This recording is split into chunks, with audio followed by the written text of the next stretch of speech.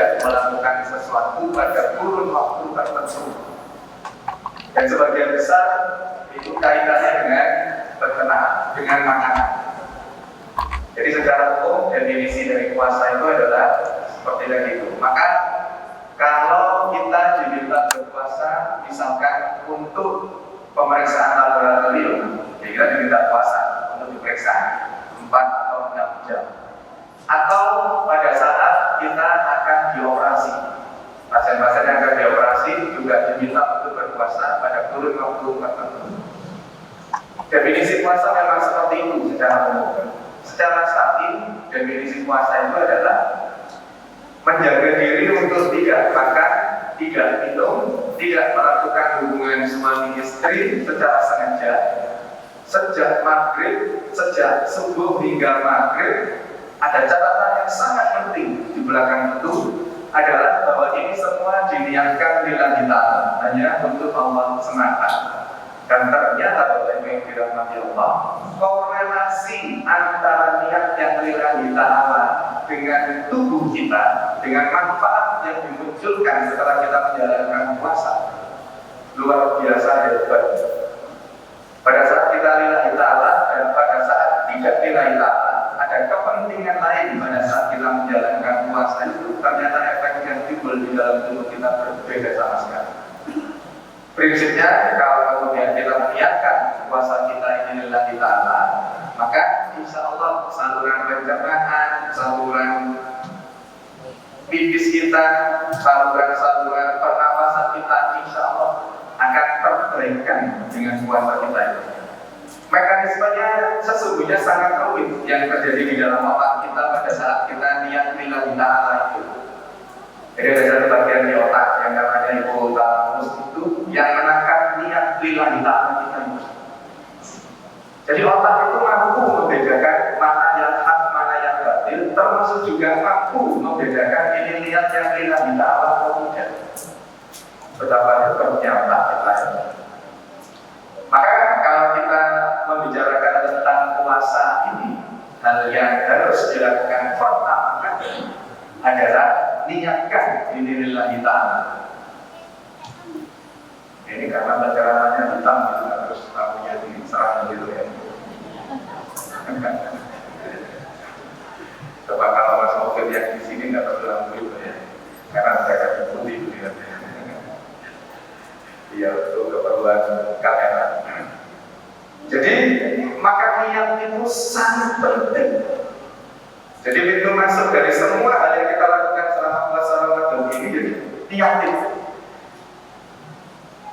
Kalau penjelasan tentang innamal a'malu binniyat pada sisi fikih itu, ya wis kita sama-sama tahu bahwa segala aktivitas kita, terutama ibadah-ibadah kita, kalau niatnya bukan karena Allah, musuh semua yang kita lakukan itu. Tetapi ternyata kalau dalam konteks medis, efeknya berbeda sama sekali antara niat yang lillahi ta'ala dengan yang tidak itu. Niat yang lillahi ta'ala itu akan ditangkap oleh otak tadi itu, namanya hipotalamus. Kemudian akan dilakukan oleh hipotalamus. Hipotalamus itu fungsinya sebagai koordinator sistem organ yang ada di dalam tubuh kita.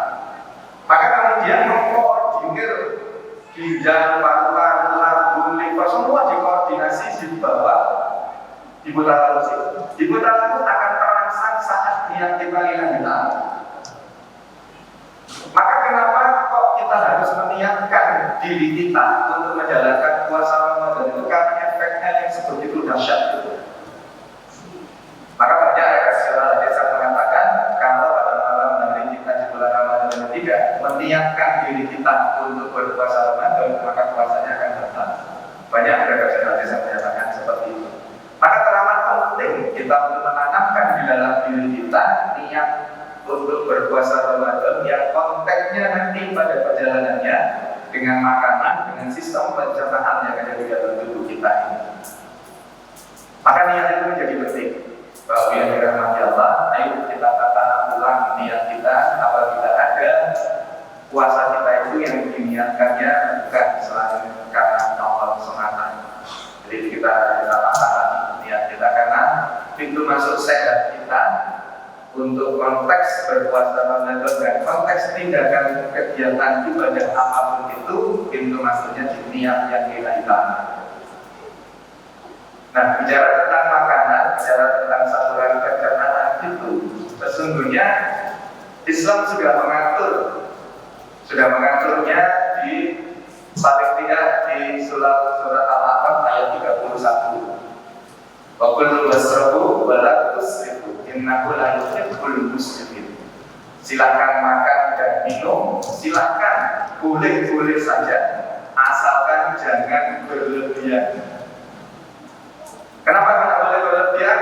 Karena Allah benci, Allah tidak suka dengan orang-orang yang berlebihan. Bapak Ibu, kalau kita mengingat kenapa kok saat ini kita berada di era pandemi ini, kenapa kok terus kemudian Allah munculkan virus corona itu di Wuhan, kok enggak di Pondowaki gitu misalkan? Bisa jawab jenengan, kenapa kok Allah munculkan virus corona itu di Wuhan, kok enggak di Sidoarjo? Karena sangat berlebihannya orang Wuhan itu pada konteks Al-A'raf 31 itu. Berlebihannya apa? Berlebihannya tidak pada konteks jumlah, tetapi pada jenis makanan yang dikonsumsi.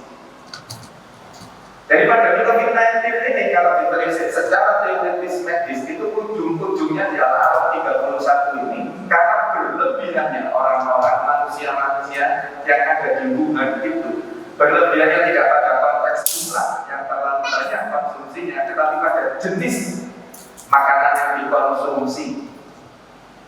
Kelelawar ular itu tidak untuk dimakan.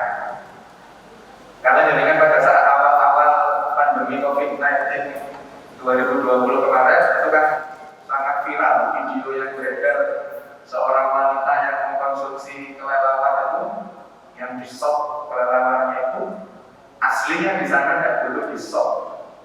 Kalau jadikan lihat sendiri di Wuhan di sana, kebetulan saya juga pernah ke Cina di sana, melihat kelelawarnya itu ya dimakan langsung, nggak disop seperti itu masih ada disop. Jadi langsung dimakan, dikonsumsi langsung kelelawar. Di situ itulah titik berlebihannya. Di sisi lain, tanda kutip Allah marah dengan kondisi keluarga Muslim kita yang di Uighur yang dibantai sedemikian rupa. Disatukan lagi itu sisi tataran medisnya, disatukan lagi dengan tataran teologisnya. Tataran teologisnya apa? Terlalu sombong orang-orang di sana. Apa kesombongannya? Kesombongannya adalah dengan mengatakan bahwa tidak ada satu kekuatan pun di muka bumi ini yang mampu mengalahkan Cina. Tidak ada satu kekuatan pun yang mampu menandingi Cina. Terlalu sombong. Kalau itu misalkan di eranya Nabi Allah Musa itu sama kedudukannya dengan Fir'aun. Maka terus kemudian Allah marah dengan kesombongan itu, dengan berlebihannya itu, dengan saudara Muslim kita dibantai, maka kemudian diladap dalam bentuk dimunculkannya virus corona dan wabah COVID-19 di sana. Tetapi terus kemudian pada perjalanannya Allah settingkan lahir. Settingannya adalah yang ada tadi ternyata berubah menjadi ujian buat kita semua. Akhirnya nyampe di Sidoarjo ini, nyampe di Surabaya, dan nyampe di Indonesia. Maka ada dua sisi terkait dengan itu semua, yaitu sisi medis dan sisi teologis itu. Terus apa yang didapatkan oleh orang-orang yang sombong itu? Orang-orang yang sombong itu tidak akan masuk surga. Layak dulu jangan samakan akiful bimilkul udarotin mintiun. Tidak akan masuk surga orang-orang yang di dalam hatinya masih ada kesombongan, balas besar, biji sabar sekali.